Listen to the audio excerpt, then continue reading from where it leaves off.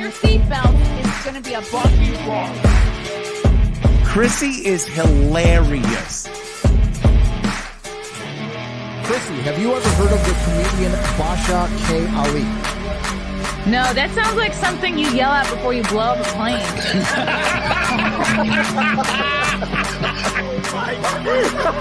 Basha K. Ali!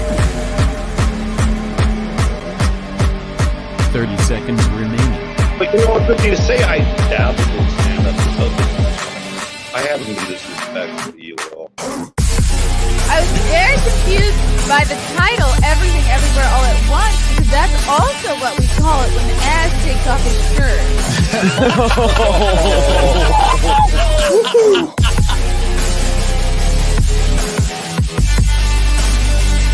I shouldn't be up here. I should be in school on the other side of the ocean. What's up, boys and girls? Welcome to another episode of the Chrissie Mayr podcast. We are on iTunes, YouTube, Spotify, SoundCloud, Rumble, Rockfin, every place where you can hear a podcast. You can hear my voice, unfortunately, or fortunately. Happy 2023, everybody. I'm just going to keep saying it until I get used to the idea of a new year, because 2023 looks very futuristic to me. I'm not prepared. I was watching a special about the 90s yesterday, and I was like, this was the best time. We had it, and we let it slip away. All right. I'm doing some stand-up shows. I'm working on some more New York City dates, but for sure, I will be in Rochester, New York at the beginning of February, Friday, called DabbleCon. It's comedians, fans of Stuttering John. It's a whole thing. It's a whole group. There's a subreddit. We're very weird. If you like Bob Levy, Anthony Cumia, myself, Carl Hamburger, Shuli Egar, Cardiff Electric, the Potato, all the crazy characters of the Dabbleverse will be here at Comedy at the Carlson up in Rochester. We'll have a stand-up show, live podcast tapings, a meet and greet, Dabby Awards. If you're probably like, what the hell is she talking about? If you know, you know. But if you're more for a warm weather type of person, I'll be in San Diego Friday, February 24th and Saturday, February 25th at the Mic Drop Comedy Club in San Diego. I'll be headlining 2 shows that weekend. Come on out. I think Gary from Nerdrotic will be hanging out at these shows as well. And I'll be in Staten Island April 7th. I have to figure out what venue that is, but I'm adding dates all the time. And if you want me to perform near you, tweet at me, tweet at the venue, tweet, tag, call these places, send emails, because I don't have an agent or a manager. So any gig I get, I kind of have to just get it myself, but they do appreciate suggestions. So let them know.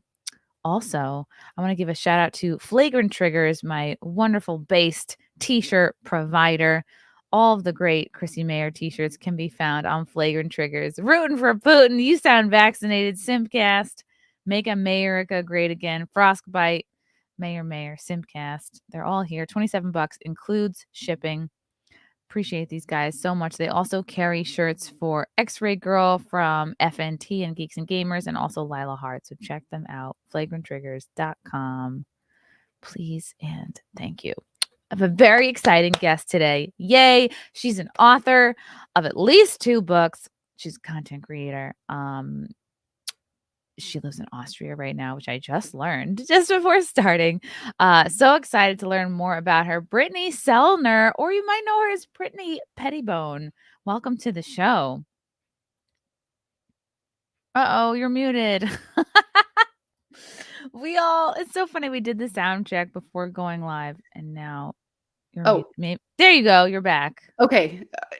So you can hear me. Good. Yes. I was like, oh no.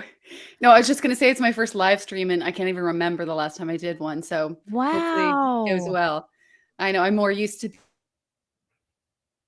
Oh, sure. Muted again. How is this happening? Brittany. No. Brittany, you're muted. There we go. Okay. Good. Yeah. I wonder what happened. Oh no. I wonder if we're in Mercury retrograde. Can you hear me now? Yes. Okay, good. Oh no, it's me. Oh no. I wonder what happened.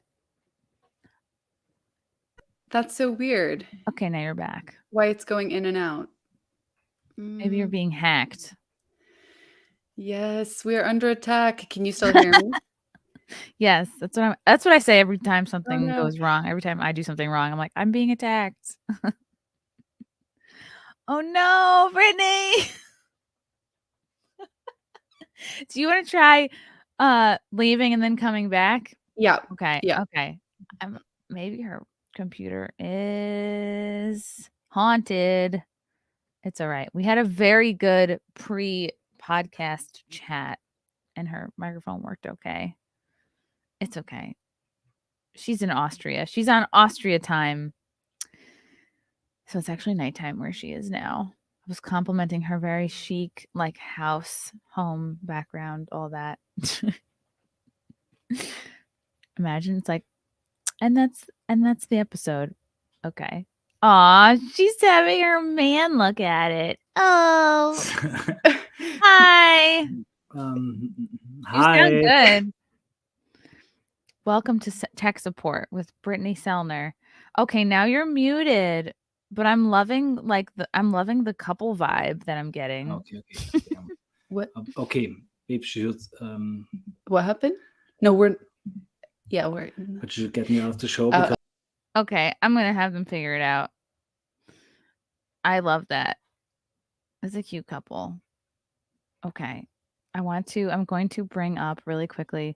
Brittany's got a couple books out, which I'm very excited to learn about her inspiration for them.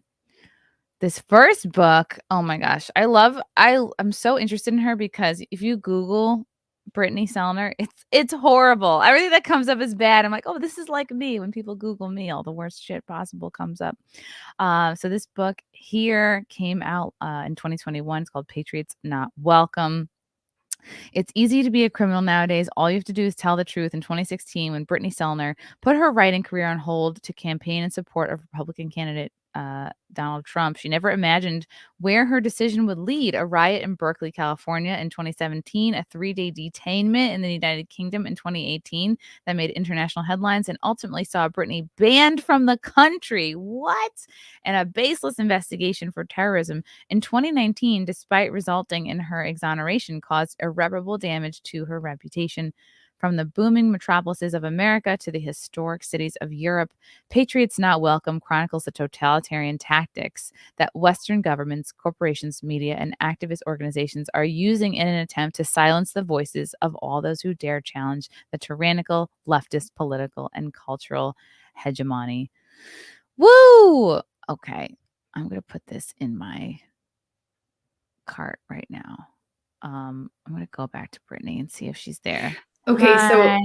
can you hear me now? And is the Yes. audio okay? Okay, good. I just switched that mic out because for some reason it wasn't working. It's never given me an issue before, but I'm very sorry for the difficulties. I don't know what happened there, but hopefully it works now. Was that your man? You guys are cute. Yes, I'm not good at all with technical things, although I should be because I've been on YouTube for about 6. Oh no. Oh no, you muted. Brittany, you muted again. Oh no. Gosh, this is a disaster. I'm so sorry. It's okay. I'm so sorry. I don't know because I'm not pressing anything. I don't know why it's going in and out. And my strange. my Maybe internet you have is a fine. loose So cord or something. I don't know. That is here is where subtitles would be so great. I'm gonna have to work on that. I'm gonna see if StreamYard can get a subtitle. Maybe it only works if you speak in Austrian. Okay, is it still not working or? You're good. You're good. I'm so sorry, everyone. That's so annoying. Don't apologize. Well, I've definitely had funnier technical snafus. Like I was interviewing this guy named Stuttering John and his camera froze and he was very famous many years ago and is one of these guys who coasts off that success for the rest of their life instead of like bettering themselves or accomplishing anything new. And he got I triggered him because I said he dabbled in comedy and it was like right after that his camera froze and I was too nervous to tell him to reset his shit. So he was just frozen the whole time and then yelling at me. That was probably the most fun occasion of technical snafu. But I'm so impressed with you, Brittany. You were telling me before we went live, because we have this in common, that if like you Google us, the worst shit comes up. And I think I was looking at, it's called Rational Wiki. And you can tell that this is written by somebody who is hate filled, because, it's all like, oh, white power this, white national that, Catholic. And it's like, oh, dear God. And I definitely feel for you, because I have, I'm sure somewhere it's written like that, all the same insults about me just for, standing up for things you believe in. You get called all the worst names. Yeah, absolutely. I always wondered though why the media came after me so hard, because there were a lot of women that started in the political right like around 2016, and oh no, you're muted, Brittany. Now. Oh shit. Okay, is it because you're touching something, or it literally is random? It's random. I'm not touching anything. So okay. And I used StreamYard to do an interview not long ago, and it worked the whole time. I don't know what the issue could be. I'm going to say Mercury retrograde. That's my final answer.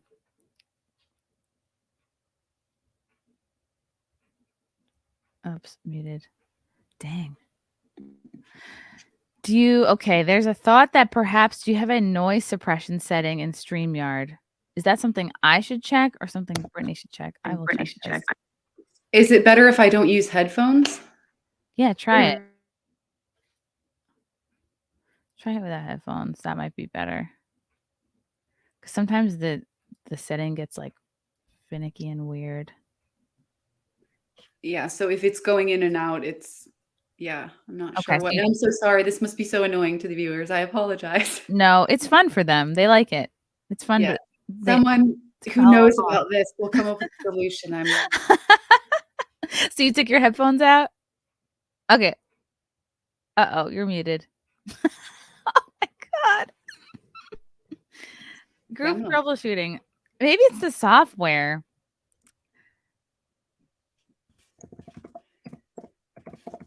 I would say try like taking out your microphone and or your headphones. Or maybe it's on your StreamYard, or you want to try rebooting StreamYard, like restarting your whole computer. Okay. Okay, and I'll keep singing your praises until you come back. Okay, Brittany's gonna reboot. It's okay. It's okay. It's so funny because I've done so many interviews with people where I start talking to them and I go, okay, we're not really vibing. But like Brittany, somebody I was like, oh, I'm so excited to talk to her. She's such a cool story. She's so accomplished. She's so like composed and eloquent. I'm like, this is gonna be great. And then her shit keeps muting. It's fun. We have fun though. Russell Hall, they go hardest after the biggest threats. True story. It could be her headset. Call the help desk, Chrissy, reboot. Oh my God. There's something so funny about people super chatting and technical advice. You got to restart sometimes. Okay, she's written 2 books. One was called Patriots Not Welcome. Another book that she wrote. I'm going to pull up her website. The other book that she wrote is called What Makes Us Girls and Why It's All Worth It. And this book she wrote, I think it came out in 2012.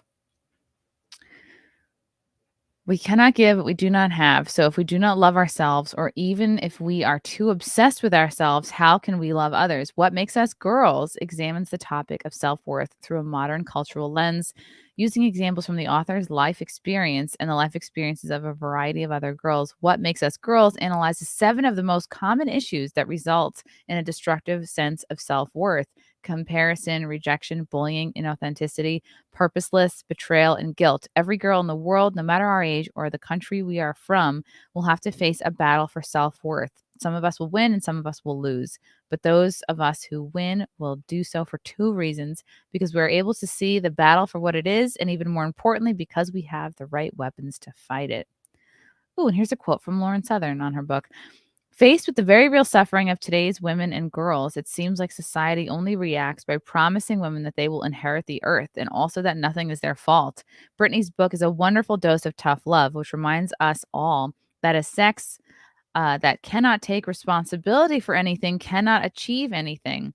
This book feels like a summary of every time Brittany and I have laughed over coffee or when she has held me while I cried and put my broken heart back together. Oh, I am so thrilled that so many other girls will have that experience. If I ever have a daughter, this book will be on her nightstand. Oh, from Lawrence. Wow.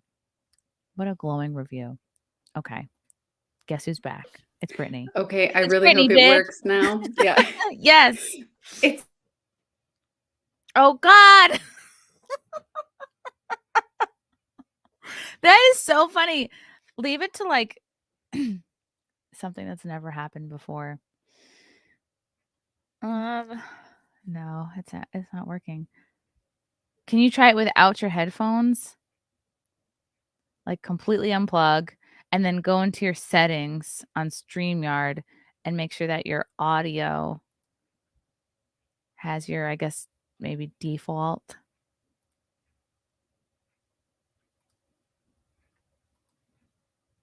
Nope. Check the mic set. Maybe check your mic settings. People in the chat think I silenced you on purpose because I thought that you were prettier than me. Oh no. It's okay. A lot of people are just like, well, this is great. They're so pretty. Maybe I should probably mute myself. I think my episodes would do better if I muted myself. Crap. What could it be? Make sure the StreamYard mic and speaker setting match the computer's default mic and speaker settings. So if you go into the little gear at the bottom where it says settings and go into audio. But that's so crazy. Like why it would work at sometimes and not at others. People think it's the deep state sabotaging us. That's what I'm going to go with. Deep state / Mercury retrograde. Oh, no. No. We can't hear you, but we can read you. Oh, maybe could you try your phone? Is that a possibility? Okay, she's going to try her phone. I'm clicking her out. We're doing great so far. We're women in tech. This is what happens. No, my phone has my computer's done the same thing.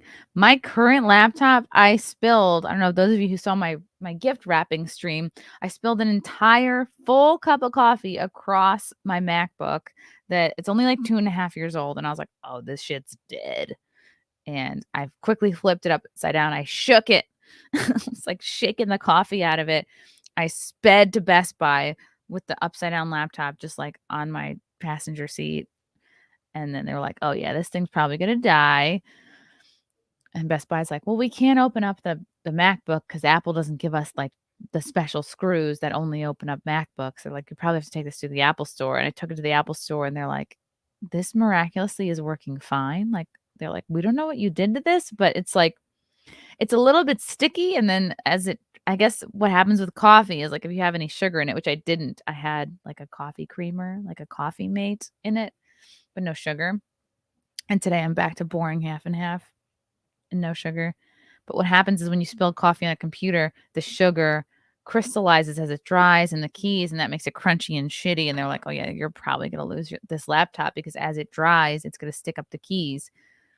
But a couple days later, when I took it to the Apple store, they were like, your computer is like miraculously fine. Like once the initial key stickiness went away, it's still working. And so that was a couple weeks ago. So now it's a miracle. It's a Christmas miracle.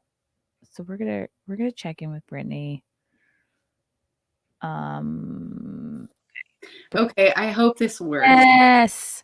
Can you hear? Yeah, the phone should work because if we're having the same problem, then yeah, we're being sabotaged. It's a conspiracy. It is. I was just telling the people how I spilled a whole cup of coffee on my MacBook I did that too. During Christmas, and miraculously it still works. Even Really? though they all said it was gonna die. I know she's blacked out. Okay, I just put my headphones in, so I think it reloaded Okay. for some reason.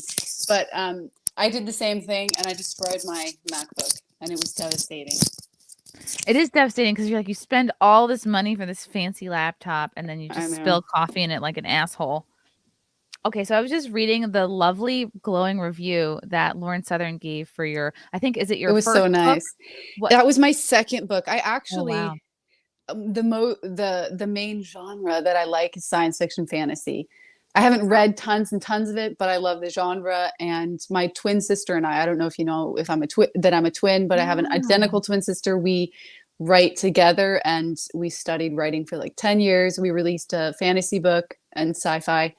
And then it's supposed to be a series, and we were supposed to finish it. The problem is we got way too busy, like with politics. Now I'm a mom.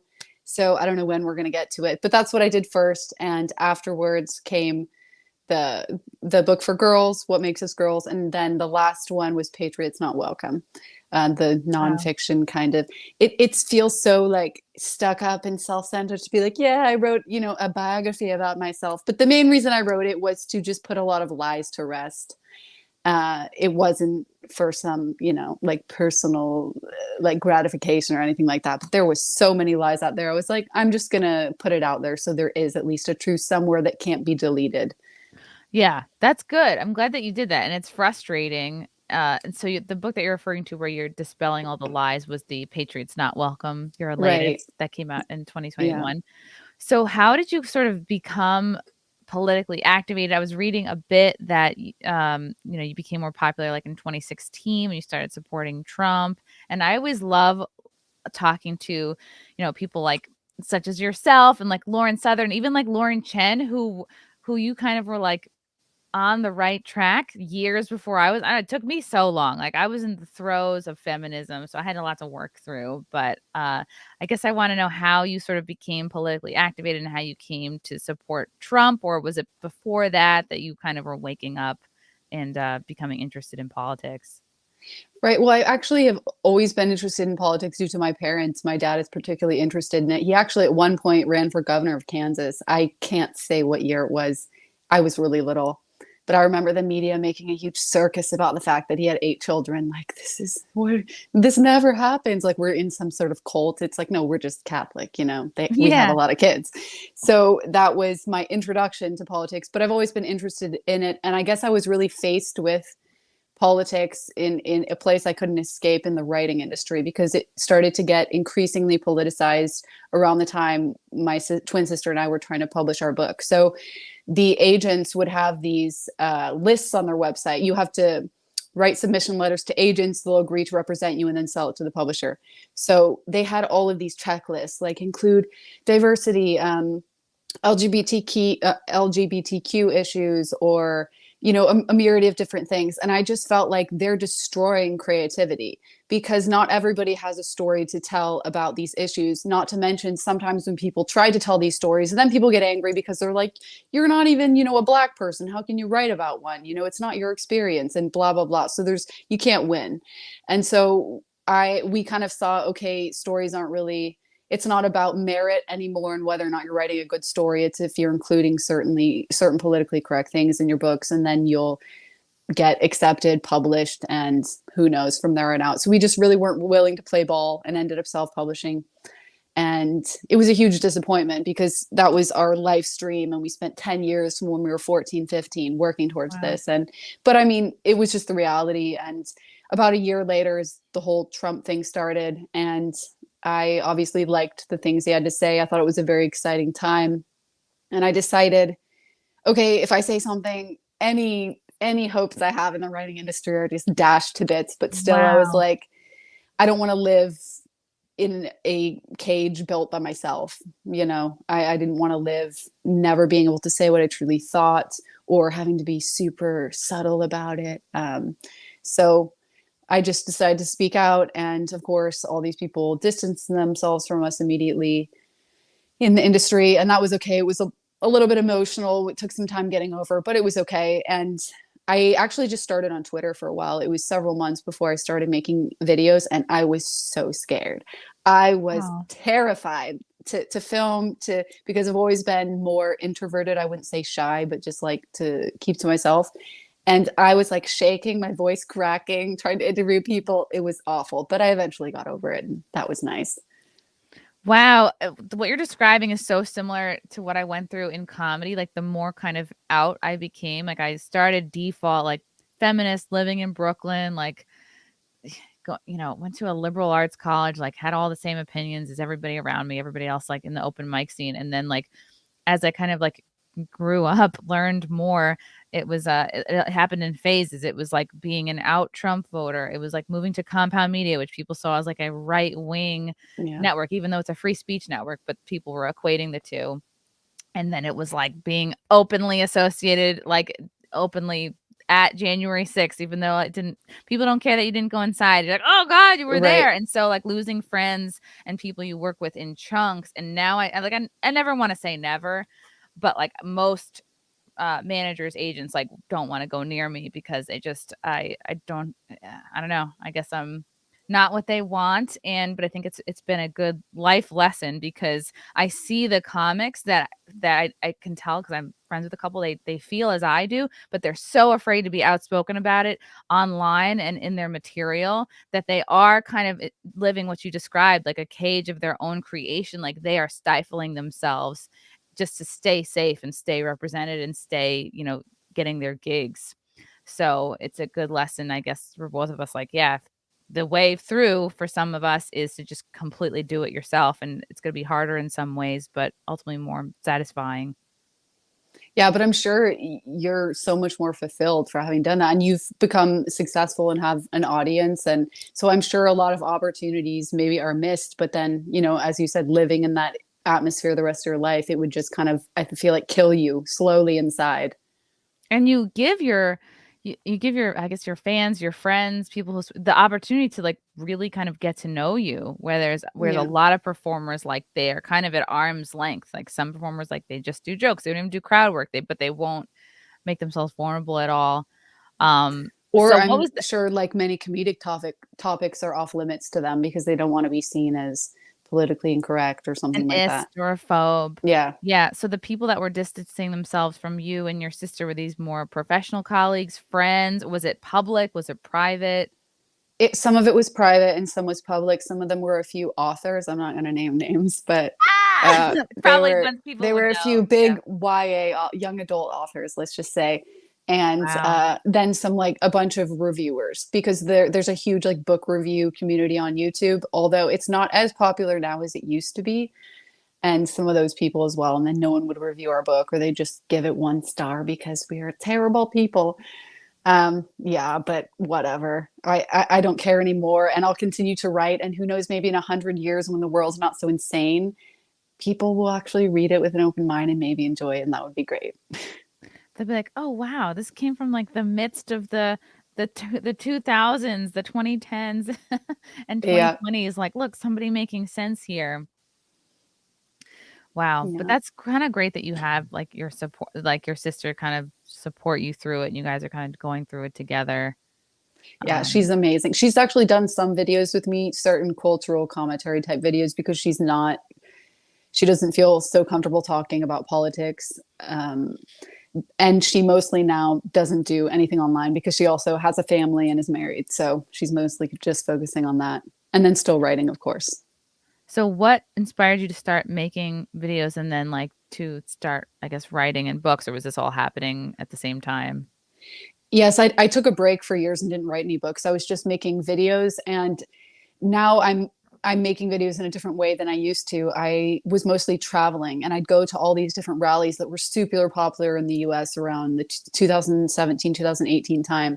And so I live streamed a lot of them. We used to have Periscope on Twitter, and I would do that, or just make videos. And so I went to Europe very often because there was so much happening there that was relevant. And I very often went with Lauren Southern, and that's how we became friends. And that's mostly what I was doing. But eventually when they really started cracking down, like banning us from places, as far as I know, I was never permanently banned from the UK, because they told me that I wasn't permanently banned. It was more, they want to keep me out until the media uproar dies down and try again in 6 months. I never tried again. And I'm sure if I do try again, they will just come up with some sort of reason to keep me out.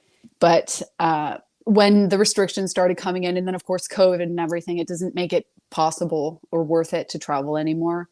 Wow. And so I mostly just started doing videos just at home whenever there's a topic that I feel passionate about speaking about. And I also am a mom now, so I can't be out going to riots and things like that anymore. I think it wouldn't be very appropriate. You can't be getting shot in the eye with a paintball gun. Yeah, probably not. Getting bear maced.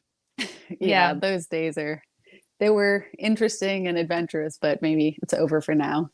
How did you learn? You said you don't think you were officially banned from the UK, but how did you learn that there was an issue there? I learned. Oh, how did I learn that I'm not permanently banned? Yeah, or that there was a problem there. I learned that when I didn't go back, like try to re-enter. I was flying to France and I had a layover in the UK. It was like 8 or 9 hours, and they stopped me again and they were talking to me. They were asking me the craziest stuff, like how much money is in your bank account? And there I was just losing my patience at that point. I was thinking, I'm not telling you, and why do you need to know this? I'm not even trying to enter your country. Please leave me alone. But I asked them, am I banned permanently, because there was no clarity given to me on this issue. And they said, no, you're not. So you could try again. But I don't know, maybe things have changed since then, because even, I mean, so many countries are banning people. There are tons of people I know that are even having trouble getting in the US. They're not US citizens, and it's for no apparent reason. It's just they're cracking down in many Western countries and not wanting certain political dissidents to enter for whatever reason. Wow.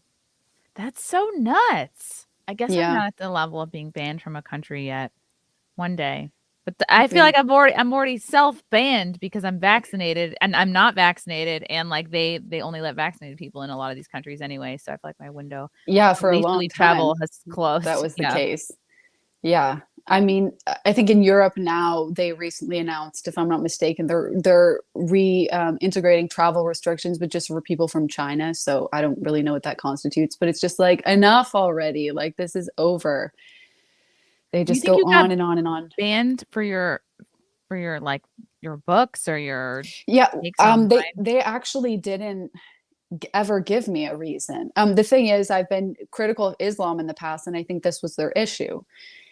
They just said that you're something, I don't remember the exact wording, it's in my book, but kind of like a threat to the common good or the public good. I don't know really what that means. It was extremely ambiguous. And I don't know if you know, like 2-3 days later, it was very shortly after, the same thing happened to Lauren, but she was actually detained under the Schedule 7 Terrorism Act as she was trying to come in, and then also banned. So they did this huge, we think that this crazy leftist organization called Hope Not Hate was behind it, like lobbying the Home Office to get us banned. Because they've been after us for years. They're just crazy. But they of course give a very ambiguous reason. It's the same for banning you from the internet. Like, whoever gets really a valid reason. It's just they want to silence certain people. They want to keep certain people out, because if you're doing political activity in their country that happens to be popular and a lot of people are responding to, then they don't want you in their country. So wow. Do you think it was just your criticism of Islam, and I'm so unfamiliar with all that. I just feel like I need to like set aside months, because I'm like just so dumb on the topic of like Islam. And I'm just like, all right, well, this doesn't really like apply to my life per se. So I just keep putting off wanting to learn about it. But was it mostly that, or you said I think mass immigration as well. Okay. My criticism of mass immigration as well, because there's really nothing else I can point to. I wasn't even really banned from anything at that point online. And so I don't really know. Yeah, I think that we kept going back to the UK and doing various political things, and also Lauren as well. I think she was even going to start a media company there and things like that. And they didn't want this to happen. And Hope Not Hate really has a lot of lobbying power. And they're always like doing the extremists of the year, and they make this huge report about it and all the different figures you need to be wary of. And It's yeah. So there was a huge uproar about it. Like everybody was talking about it. Even Tucker Carlson like defended us. It was really unprecedented and crazy that this happened. And a lot of people were certainly shocked. And it wasn't like, yeah, they're crazy extremists, they should be banned. I mean, of course, certain leftists said that, but the right wing was very supportive, even the more mainstream right wing. So that was really wonderful. And yeah. Wow, that seems so much more intense than what's been popularized more recently, which is just getting banned off social media platforms. I feel like but maybe it just takes so much censorship cumulatively for people to start realizing it's a problem. But it sounds like what you went through is so much worse, like not being. Yeah. Well, I feel like, well, especially like in Europe where I live now, I mean, in Austria particularly, it's just so different from the US because they have so many crazy laws. You know, they don't have freedom of speech. They say they do, but this just doesn't include hate speech. And you can literally be prosecuted for hate speech here. It's just totally different from what I'm used to. You can't just say what you want to say. It can literally be a crime and you go to prison for it. So you have to be really careful and work inside this whole different type of world that I'm still trying to get used to. And obviously I've never said anything even that Austria would constitute hate speech. Otherwise, yeah, I wouldn't be here. I'd be in prison or something or paying large fines. But yeah, it's just very different. And as an American, you have to kind of rewire how your brain works and kind of think, okay, other countries exist other than ours. There's other cultures, other ways of living. And if you're going to live there, you have to integrate.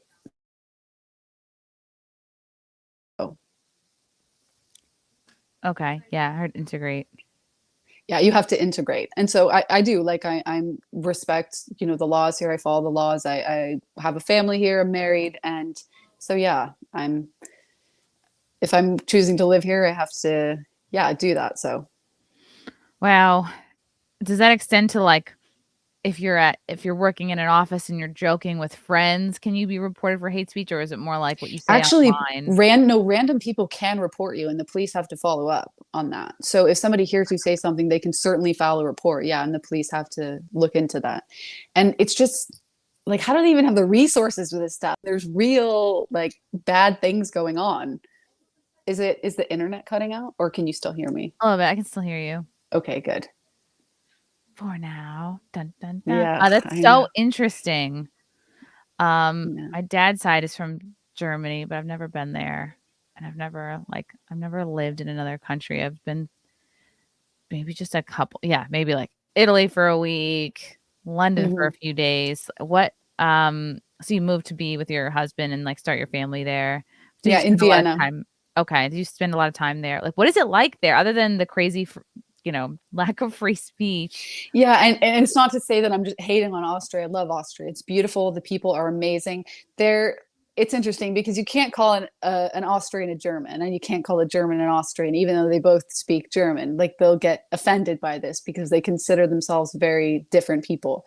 And I would say the Germans are more serious than the Austrians for sure. And that's not like a dig at the Germans. I'm half German. I love German people. So yeah, the Austrians are a bit more laid back and there's this huge like cafe culture here that I love. Like they're slow down. They know how to enjoy life. They'll go to the cafe, read their paper. It's not like rushing here and there and life is all about work. And they're very cultured. There's so many beautiful cultural things you can see here. And a lot of them are still very traditional. Like they still wear the dirndl. It's the Tracht it's called. And the men have the lederhosen and the women the dirndl. And it's very beautiful. And a lot of people just wear this around still to church or to some nice event, whatever. And yeah. How do you spell that? T Tracht. I think it's Tracht. That's the name for the overview of both. And then you have the lederhosen for the men and the dirndls. Oh, yes. Yeah. Oktoberfest. You could have just said Oktoberfest costume. Yeah, they call it carnival. Yeah. Yeah. So women are just tearing around Austria, literally wearing in those, outfits. and they're beautiful. They have so many. I really like them. So I have a few myself and I wear them and I'm just so happy because it's such a beautiful outfit. It's not like you have to wear something that's you don't like and don't think is very fashionable or cute. But yeah, I really like the dirndl and enjoy wearing it. It's just I wasn't able to for so long because I was pregnant and everything. It just didn't work out. They don't make pregnancy journals, unfortunately. Wow, they don't make journals for people with brave bodies or pregnant bodies? Yeah. That's unbelievable. Okay, that's so neat. How did you first come to like meet and be friends with Lauren? The first time I met her, do you remember this deplorable? Yes. That they had? I think Mike Cernovich would organized it, if I remember correctly. I met her briefly there for the first time, but obviously I was aware of her online presence before. So we briefly met, and then we met up again at Berkeley, this like Battle of Berkeley, this huge like riot thing that happened because we were both happened to be speaking. And I lived only like an hour from Berkeley at that point because I was born and grew up in California. Not all my life, but most of it. And so that's how we met and really started talking there. And then we just kept in touch. And then we started doing more and more projects together over the years because we liked each other a lot, but also the fact that we were both women and could do stuff together. Because most of the political sphere is men, and you're just, constantly around men all the time. It's nice to, sometimes be around other women. Yeah, to have a nail buddy or just like hang out. I mean, it's really much harder to just be friends with a dude because there's always you have to navigate the tricky, like, okay, does this person want to bang me issue? Well, it's also, you had the issue of even if you like met with a man or interviewed a man or anything like that, people would always start rumors about you that, oh, they're dating and this and that. And that was, I wasn't a fan of that. But yeah, when I eventually started dating my now husband, then all of that went away and it was nice. True. I'm finding that too. Since getting I've been with the same guy 8 years, but since getting engaged, like there are some things that are easier and it's nice and you can focus on like other aspects of your life. It's cool. Which is why when I talk about like feminism has fucked women in so many different ways, but they glorify this constantly being single culture, like this constant, like the best, coolest, most fun way to be is to be like in a constant state of like dating and sleeping around. And it's like, I was trying to talk about that the other day. Like, it's actually so exhausting and it takes up so much of your headspace, the constant, like, not that you're not getting made up or trying to look good for your like boyfriend or husband, but like the amount of energy it takes to be like on all the apps, setting all these dates, going and meeting new people. It's like, you could be writing a book, you could be doing so many other things. Like, dating is actually exhausting. And I think part of that is obviously to keep you from starting families, but keep you from maybe starting a business or making money in other ways. It's crazy. Yeah, definitely.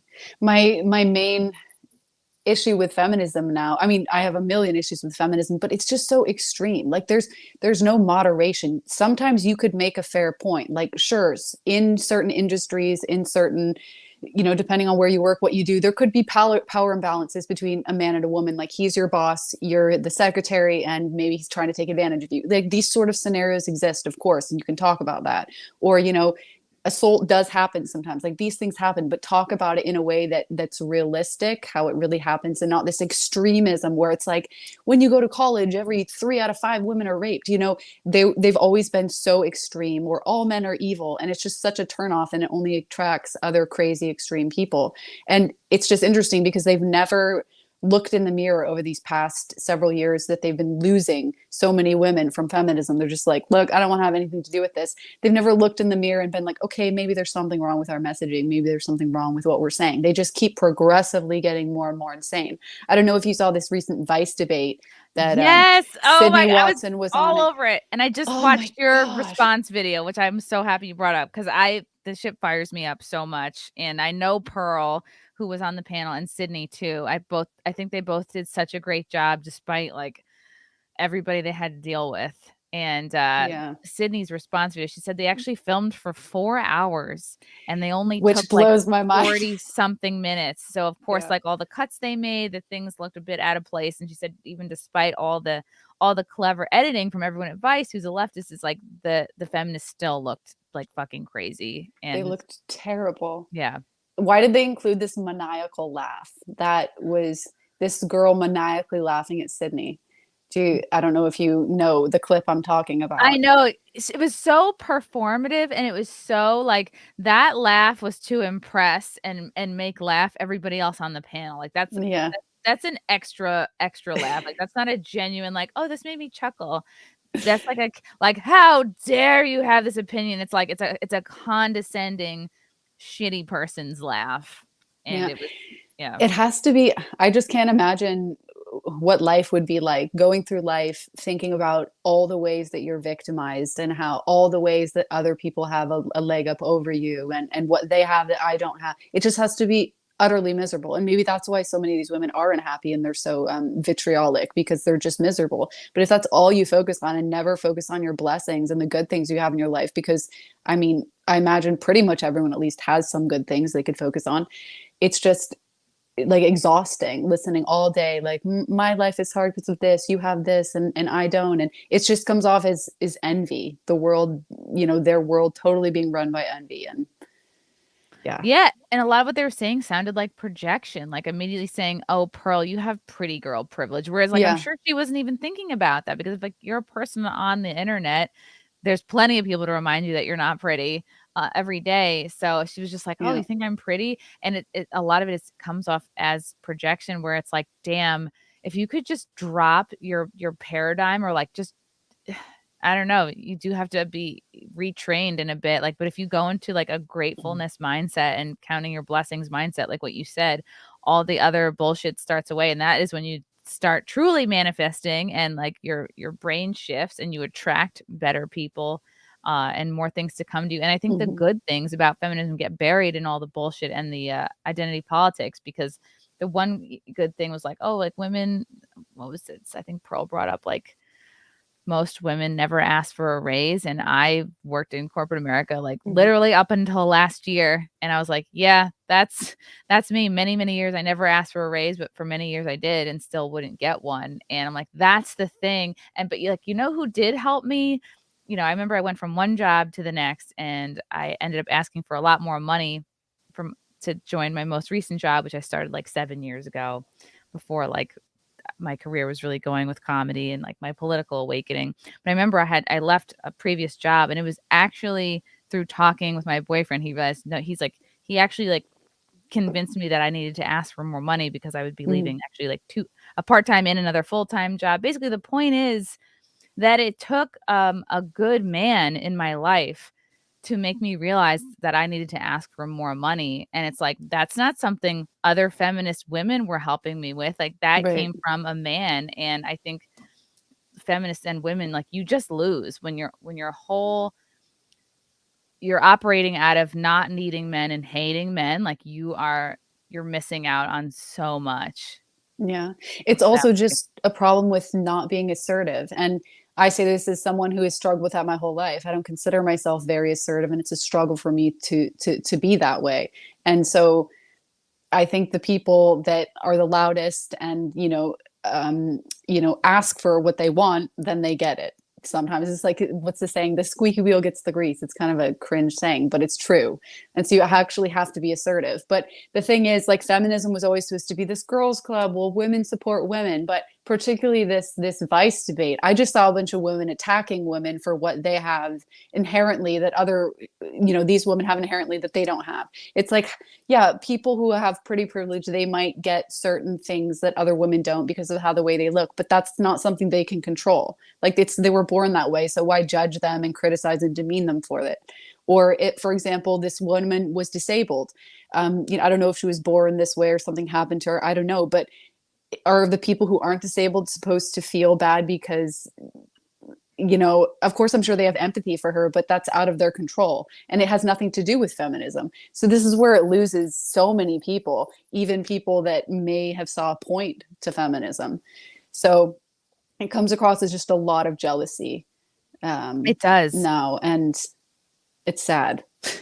And I've been jealous for people of things like, and I probably will be in the future. At the end of the day, like, I'm even thinking like from the point of the perspective of that disabled woman, or like, she was probably the most, honestly, like, sort of like victim-y. A lot of them sounded like victims, but at the end of the day, like, you have to focus on you, and like, even if you truly believe that like white women are more successful and better at everything they do than you, what does that have to do with your own success and your own life mission? Like, actually pulling people down, like, equity is such a bullshit thing to actually a bullshit way to live your life, because like pulling people down doesn't really help you at all. Like, if But also it can't exist because if you really boil it down to it, it would have to be nobody can be better looking than somebody else. Nobody can be more charismatic than somebody else, or more humorous, or have more money. Like, that is a world that does not exist.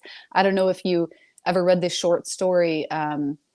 It's called Harrison. So I forget the last name of it, but it's very popular. It's about this world and that he paints essentially of perfect equality. So the people that are stronger than others literally have to walk around with weights so that they're equal to strength of other people. Or if they're better looking, they have to wear masks. Just this hell world, and basically showing what that really would look like. So the people that are saying this complete fairness, like, have they even thought this through? I don't think so.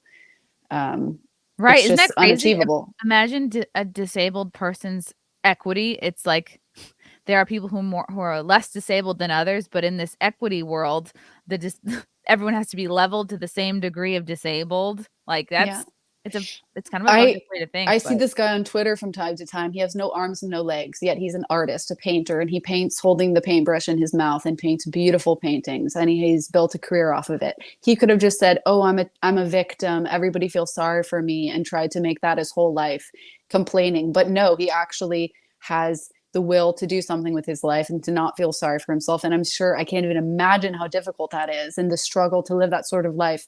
But it's an inspiration to people, and so you can't really be complaining. People have it so much worse off, but it's just our culture now. It's completely self-entitled, self-centered, and nobody cares about anybody else. And even though a lot of feminists say they care about women's rights, at the end of the day, they care about their own personal rights to do what they want and couldn't care less about other women, especially if those women happen to be a different race than them, or have different political beliefs, or whatever it might be. So it's just it's a ruse. And I think a lot of people see through the facade now.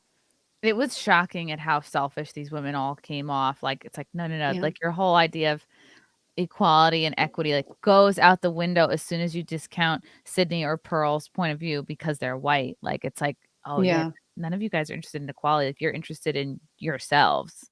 Yeah. And this whole debate in the US, like, people, defending, talking about white people, like, this wasn't very much of a conversation before 2016, when the media started just out of the blue attacking white people. Like, the white women voted for Trump, this and that. And so much of it has just been a defensive reaction. Like, what is your issue? Leave us alone. And then to even defend yourself, though, that's like white supremacy or whatever term they have for it. But it's just so uncalled for. They're just incredibly hateful. I mean, I would be open to talking to these people. I never interview with the media. I made that my rule because I think they're just out to make you look bad no matter what you say. But I would be open to talking to any leftist if it was in good faith. I have no issue with that. Yeah. I feel that, definitely. Like, there have been people over the last couple of years that want to interview me, and I'm like, I see where they're from, and I'm like, yeah, no, this is not going to be helpful to me. Yeah. So if they're just screaming at you, "You're a racist Nazi," then it's like, yeah, it's not going anywhere. And we talk a lot about, the recasting. I was just in my earlier live stream talking about, like, okay, like Velma. Now Mindy Kaling is doing a version of Velma, and it's told that, a lot of people that I do make content with, like these guys from Geeks and Gamers and Friday Night Tights, like, they're upset because their lore that they know and appreciate from these franchises is a certain way, and then it's remade for a modern audience, which basically means, like, the white characters are recast into, like, brown and black audience. And I'm like, well, how is this the idea that this is modern? Like, do they want us to think like white people still exist? Like, white people still buy things, still have lives. How is less white more modern somehow? There's not, I mean, unless you can, it blows my mind. And what sort of modern audience are they catering to? I mean, most of the stuff they've put out has been so widely panned, and the audience doesn't like it. So they're shoving it down their throats, despite the fact that most people don't like it, don't think it's, as wonderful as they are pretending it is. And they're retelling all these stories with so much less creativity than the original ones, and they think that it's very creative just because they've gender swapped or race swapped or sexuality swapped somebody. And yeah, that's their version of creativity now, and it's just boring, and you can always just predict what's going to happen due to the fact that they're going to do whatever's politically correct. So any film is completely predictable now, and they rarely make any good ones anymore. And it's sad because I love movies, but you just have to mostly go back to the 90s. I know you mentioned at the beginning of the stream that you love the 90s. Yeah, they had way better media for sure. Somebody say about the 90s that like technology was at a place where it was helping us and we had more control over it than it did over us. Right. And even with this movie that I was watching, Spirited, which is a new movie with Ryan Reynolds and Will Ferrell, I liked it. Very funny, but they had like 3 or 4 couple, like shots of couples throughout the movie. And I'm not kidding. We're like, I think 3 out of the 4 of these couples were both like either interracial or interracial and gay relationships. It was just like one after the other. It was like distracting to the point. I'm like, okay, if you're okay, it's inclusion, sure, but it's like if it's gotten to the point where it's distracting the viewer, like then that's become more important than the story. Yeah, well, there's a rule in writing. When you write, you should never be able to, as you're reading the book, just feel the author's hands like in there saying, you know, with all their messages. It should be subtle and nothing that pulls you out of the experience. But it's impossible to watch a movie nowadays and not see like all of the, you know, actors, producers, writers, all of them there just spinning their web to try to put out some sort of political message. And so any movie watching now, you just can't get that immersion anymore. It's very difficult because it just comes across as totally contrived. And even, the diversity now, it's just like it's contrived. Whereas you can watch movies from the 80s, 90s that would have had a diversity of characters and it feels totally genuine, and that they were that it was naturally done and it wasn't trying to like make a political statement. Although even back then they have some subtle things, but they're much more subtle. Did the obsession with race start up again? Was it the Obama administration? Like I always try to pinpoint like when and why it revved up again. And it's like, it must be because somebody has to financially benefit. Maybe it's like the I remember reading that the race relations got much worse under Obama. So I think that's when it started to all go downhill. At least, I mean, there was a period in like the 80s, 90s where it seemed to be, I mean, of course there were issues, there were certain riots and things like that, but nothing like what we've seen now. And a lot of it is so bolstered by the media, to the extent it's almost like you would think they want like a race war. That's their end goal, with the way that they're trying to turn people against each other and say these people are evil and you know, privileged and controlling the world and trying to bring everybody else down. And it's just not the reality. It's such an obsession. It's like dumb. It's like I think they want to like dumb us down and have us like squabbling over race instead of looking what the powers that be are really planning for us. I don't know. It just feels like we're being distracted instead of informed. It's like, oh, look over here. It's crazy. In so many areas with so many different things. And then these extremely important things happening, there are few eyes on them, or they're like boring things. Like who wants to read this, you know, 5 million page bill, you know, even though there's very important things in it. So yeah, there's always something to distract people, whether it be the World Cup or this or that. And although to be fair, I do like watching the World Cup. That's the one thing. I don't follow soccer in general, but the World Cup has always been interesting. Although even that now, it's hard to watch because it's politicized as well. At least certain teams. Like the Germany team is just, I can't even watch them. So cringe. I used to like them. Now I'm just like awful. How are they cringe? Are they like, do they do well, they came out like in Qatar, they did something like they were putting their hands on their mouths, like being silenced, because in Qatar, like they were, you know, against the LGBTQ community. I can never say it. It's so long. It's too long. But so there were a lot of protests for that. And I guess the German team, this is what they did. Like that it was being silenced. And it's just like, look, different countries are different. Like, get over it. If you go there and visit, you got to respect their rules. If you don't agree with their rules, if you don't agree with their culture, don't visit. It's as easy as that. So how have you noticed, like living in Austria and just like, I'm sure like traveling around Europe, like what are the ways that it seems a lot more like woke or PC than it did when you were in the States? The thing is, there's like this rule. It's whatever happens in the US happens in Europe within a few months to a few years later. So everything is imported here too. So you even in Austria had Black Lives Matter rallies, and which makes no sense because that has not there's nothing like this in Austria at all. I think there was maybe a migrant that died in like 2005 or something. And it was 2021, was it? Or 20? I don't remember. Everything blends together now, but it's just, it did not fit. There was no justifiable reason to have such a movement, but it was huge and so popular. And then of course in England, in France. So it just got spread everywhere within a few weeks. So I think with the connection of the internet and a lot of people just following US politics or pop culture, things like that, it's very influential. So these things always spread there. Not everything, like fashion's different, makeup's different, behaviors are different. I would say that the Europeans are a bit less loud, and I don't mean verbally speaking, although perhaps that could be argued, but just in the sense that they have to do everything and be so, out there and like ostentatious in a way. I think the Europeans are a bit more muted than Americans, but they're also much more in general educated. Like they speak multiple languages. They've all gone to university. They have a sense of the world, not just their own country and their own bubble. So for the most part, I think they are more educated. I don't know if that's a good thing nowadays though, because of all of but they don't own a truck and guns. Yeah, I know. So, but I miss that stuff. I miss the, that we had freedom of speech, guns, that it's just like laid back and university, you don't have to go. Here pretty much everybody goes. I don't think I've ever met somebody who hasn't gone, because it's just a no, you go. And it's a good thing when what they're teaching is good, but so many people just get brainwashed now, or if they happen to think something different, then they're just completely ostracized, even by the professors. During COVID, they taught at the University of Vienna a course about my husband and me and how our private lives are propaganda. I promise. I read the syllabus, the German one. So this is how crazy it is, because we would post photos of ourselves, like the fact we got married and stuff, like, which isn't meant to be propaganda. I'm just sharing about my life like everybody else does. We had a baby. I was pregnant, whatever.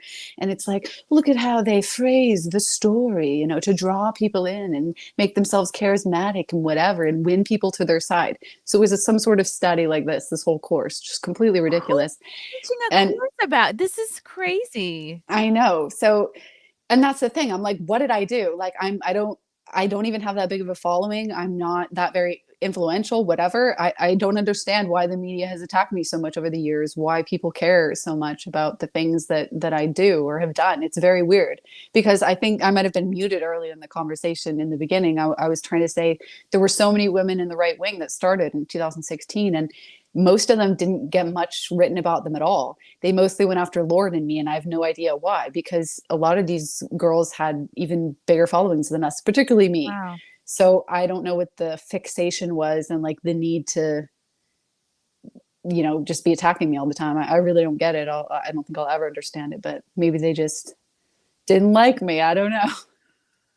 It is crazy. Yeah, you think even with like a few years, you can figure out why you were targeted, and even when you can't, it's frustrating. There's Shane in the chat thinks that maybe your baby was also propaganda. Yeah, it was a political statement that everyone needs to go out and have kids. Yeah, no, it's just awful that people could even say this, but this is the way they think, because a lot of these people never want to have kids, and like, fair enough, don't have kids then. But it's no, we want to have a family, like millions of other people. So, and I've never posted a photo of my baby's face online. I'm not trying to get like likes and clicks and attention through my child. I made that rule. He has to decide for himself when he's older if he ever wants to be on the internet. So I've posted photos where his face is completely blotted out.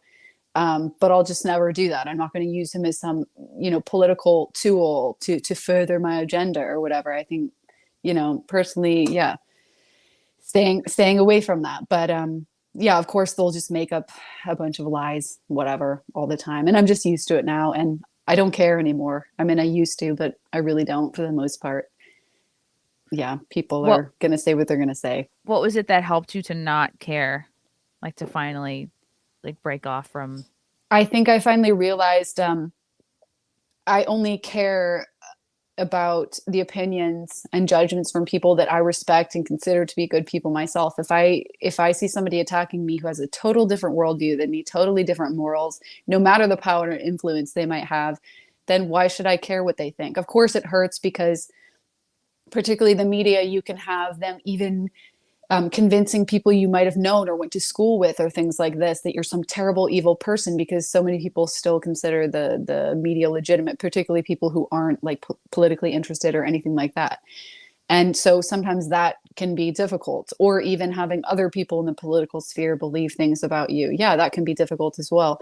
But yeah, at the end of the day, I don't want them to have a high opinion of me. I'd probably be doing something wrong, because everything that they, for the most part, propagate and believe in is completely, in conflict with my own personal beliefs. So that's a good thing to remember. Like if you're ever feeling like criticized online, and I started telling myself this a couple years ago, like if it's someone you don't respect or someone whose career you don't admire, like you just go ahead and discount. Or like a friend from Push-Ups. Brittany P was one of my first internet crushes. Wow. Oh, thanks, Push-Ups. Thank you. She's like, I don't know what to do with that. Yeah. Hey, next for Brittany, was it when the ADL put you on their list as a person to worry about that all the crackdowns started? I remember they listed you as part of the alt-light. Yes, I think it was actually. I think I forgot about that. They made this list, of the alt-righters and the alt-lighters. And who even made this up? It's just so stupid. Like, who is diet right these? wing? Yeah, it's just, and I always hated to be put in a box. Like, people are like, why won't you pick a label? And it's like, because that label could come to be known as something totally different in a few years as things change. And I don't want to like forever be tied to that. So I try to be very careful about the way that I politically define myself. But it's also like, people are very multifaceted. They're complicated. I don't like to just simplify a person to this and that. And yeah, I would say that's when it all started. And then there were so many articles. I never read any of them. My mom had Google alerts and would send them to me. And I was like, I don't want to read this because it's just the same old stuff. And I had so many journalists write me and say, promise to represent my views fairly and this and that. And I always said no, and I never regretted that, because I saw how terribly screwed over and misrepresented and just lied about other people I knew who decided to interview with them. And they're just a nefarious force for the most part, just no integrity. Did you feel like they were all kind of hitting on the same notes or like borrowing from each other? Like, did you feel like yes, or they'd be really kind to you and pretend to be your friend. And, some of them were younger, like, we can hang out, this and that. And then the second they got what they wanted from you, they just turn into a viper. And the way that they would represent you in the article showed that they just thought you were trash. And basically they just wanted a statement from you all along, or an interview or whatever that might be. So what these do you people think they were just trying to prove about you? Or I think for the most part, they detest conservatives, the right wing. And I mean, they even call people like Tucker Carlson an extremist. They call everybody, even people that seem completely moderate. So it's just a title they use for everybody now. And now they've gone even farther, because those words are wearing off, and they call you like terrorist now and things like that. You're like the libs of TikTok. They're always like, she's killing people, shut her down, she's a terrorist. God. Like, what did she do? She literally just posts TikToks that these people post themselves, literally just posting their own content back to them. And that makes you a terrorist. So it's just really crazy. And they're getting more and more extreme. And, but yes, certain people just, if you get too many of these attacks or whatever it might be, people will just distance themselves from you because, out of self-preservation, I don't know, whatever.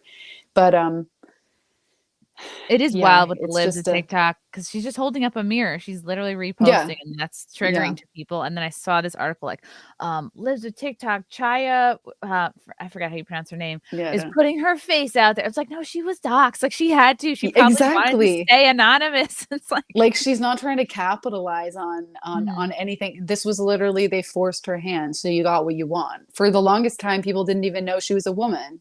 She never revealed her gender, and most people just assumed she was a man, I remember, and were very surprised when she's like, no, guys, I'm a woman. I think I did too. Yeah. Yeah. But they're just, they're getting more and more and more radicalized as time goes on, and the media is not helping with that, of course. And you just see the lengths they go to shut people down, with all these Twitter files being exposed, how many people they wanted censored, and how all the intelligence agencies are getting involved. And it's really powerful. It's extremely powerful, having influence, having a voice, being able to speak to people. And they understand this, and they understood it it was a huge slap in the face for them when Trump won, for example, because they're like, okay, not being able to control the message and control people, we're going to lose otherwise, because obviously our ideas are better. So why wouldn't we win? They can't stand that. The fact that you would develop a big following because you're likable and people agree with what you're saying and you're speaking actual truth, because the left is used to, buying followers or being, buttressed up by the mainstream media, or they're always used to being on the right side and things sort of coming a bit easier. So they hate to see somebody rise up and like exactly what Trump did, like understood populism, really spoke to people. KMax, have you ever heard that reverse psychology of the victim mentality that the left obsesses over and keeps their people down? The media never sells overcoming or self-reliance, but only victimhood and tears. I mean, it makes sense though, because keeping people in a perpetual state of victimhood means you always being able to offer them the hand, being like, I can help you in this way and this way and this way. If you don't have any problems, why would you need them? Yeah, your need for them totally ends. So if you can always create that perception in people that you need me for whatever reason and I'm going to fix it, then yeah, you'll have control over them, at least their vote. Yeah. But I wonder if it was going back to the feminism panel. I wonder if it was brought up like, like some of the Black women were like, well, we're kept down because of our race. And I'm like, well, then how do you explain Oprah? How do you explain like LeBron James? How do you explain like any Black person who has reached levels of success? How do you explain like Janet Jackson? How do you explain Michael Jackson? No. It's like, well, what do you say to the people, all of the people that are Black, brown, disabled who become extremely successful? Like, well, is that because they earned it, or is that because a white person helped them? And I think they would say, oh no, well, they earned it. We'll say, well, then why can't everyone else earn it? Yeah. And like, I get it, nepotism exists and sometimes people are favored over others for whatever reason.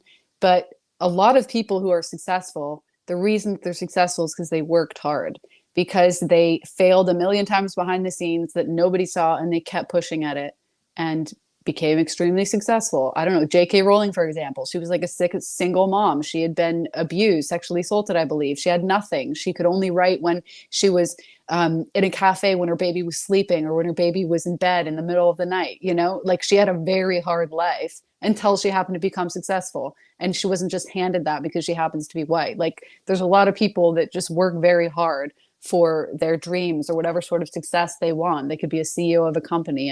And yeah, I get it that there's injustice sometimes, but that's just the world we live in. Like if you're working towards a utopia, I mean, it's a good thing to try to better the world, but to say we're having a utopia, a lot of people usually end up dying, like in communism.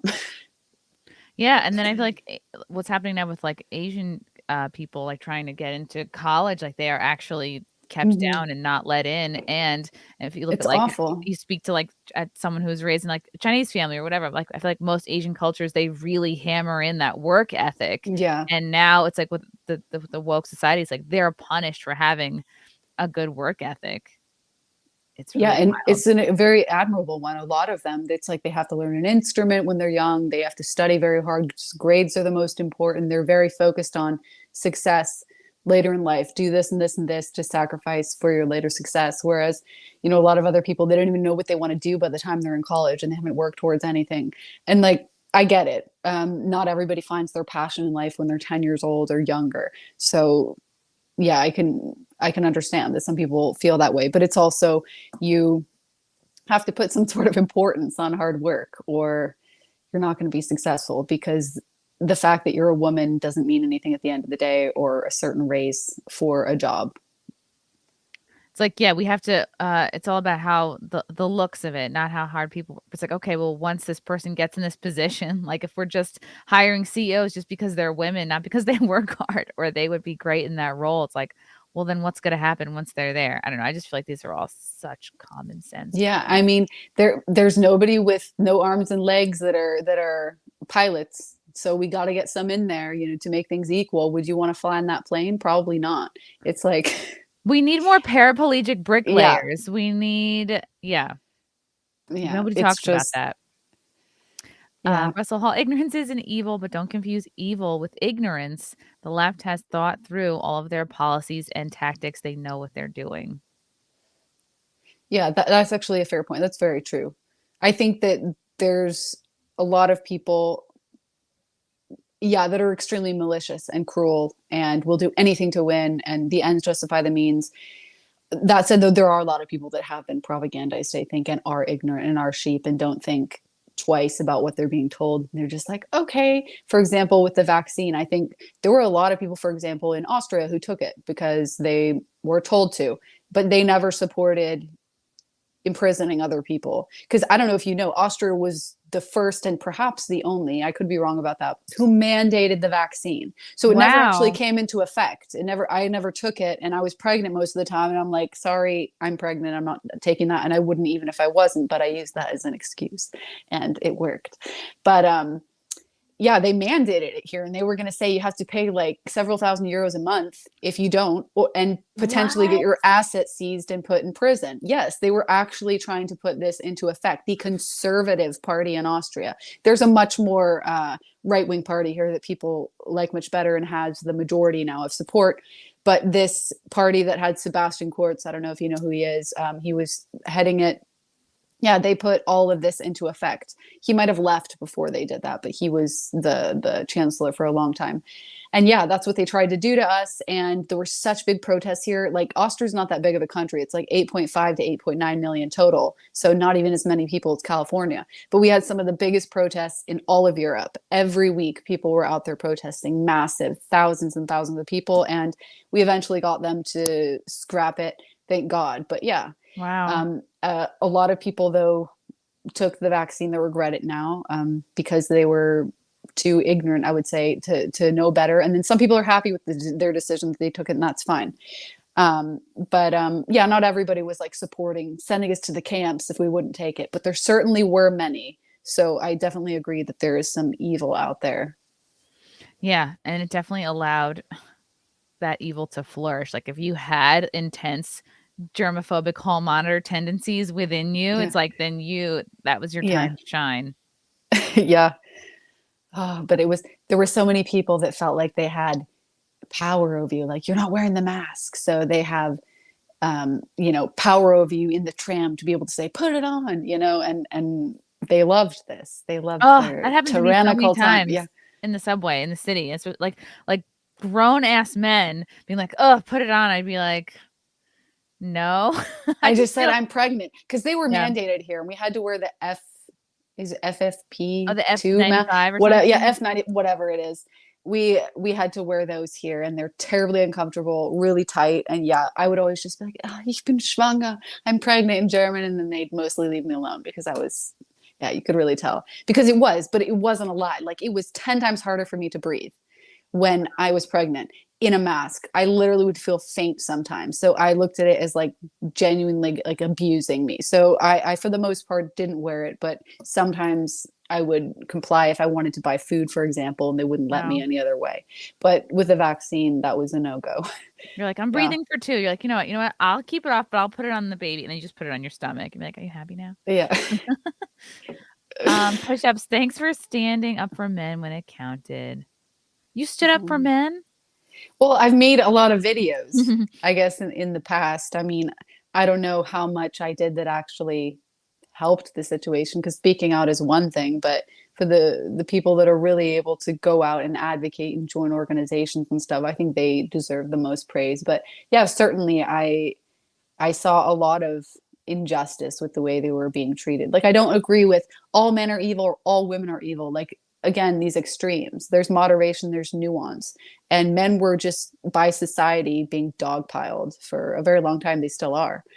And I just thought it was terrible seeing it. All of these things come out. Kill all men are evil. They're all potential rapists, blah, blah, blah. It's like crazy. Stevie, Brittany, which European country will be the first to go failed state? Oh my gosh. That's a hard question. I'm probably going to be maybe wrong on this, but I don't think France is doing that great. To be honest, it's pretty well. They have a lot of conflict there, like they've had a lot of migration and they have a lot of conflict due to this. There's like constant riots and just not, I would say, a very strong sense of atomization there, and not a lot of unity anymore. So we'll see. But I don't know. I try to read into as much politics as I can, but that usually extends only to the US and Austria and maybe European things here and there. But I always just call my European friends who happen to be from this country to get the full story, because the political systems, even, they're totally different in Europe and the US. Like Italy, it's super complicated. When I went to Russia, I was like, I don't even know what's going on. Okay. I had to have people explain it to me, because Lauren and I went to Russia like years ago before any of this. This, of course, Russia-Ukrainian war. And that too, countries are just so different. You can't copy paste the US and your experiences or politics from there. No way. Are you traveling like to many other countries right now, or more staying home? Yeah, not so much. I went to Italy in the summer, but since I have my son now, and he's only 13 months, so still little, it gets very difficult to do things, because I'm there with him every night. I haven't left him even for a day since he was born, and I haven't slept one night well since my 3rd trimester. But that, it's like, it's worth it. It's hard, but it's worth it. And I never do it grudgingly. I'm happy to do it for him. I never thought that could make sense, because you can't really imagine what motherhood's like till you're a mom. But I'm actually happy to get up and take care of him and see him get cozy and happy and go back to sleep. And it fulfills me in a way and makes me feel very content and happy. So yeah, it's a beautiful thing. I love being a mom, but it's definitely very life changing. So certain things I used to be able to do, I just don't have the freedom to do anymore. And that's okay. Yeah, you're not going to like put yourself in dangerous situations. Like, I want to go to this fun rally for content, but I also might get something tucked up my head. Risk my life for. I'm going to go into a Waffle House where they're throwing chairs around. Row Brittany, besides Lauren Southern, are there some other females you like to follow? People Chrissie should interview. Ooh, I always like this question. Yeah. Well, you just interviewed Lauren Chen. I also love her. Yeah. She's wonderful. She's always been such a nice, genuine person. A newer one kind of on the scene. She's been active a few years, but now internationally more so. Her name is Eva Vladingerbroek. She's from the Netherlands. So she's Danish.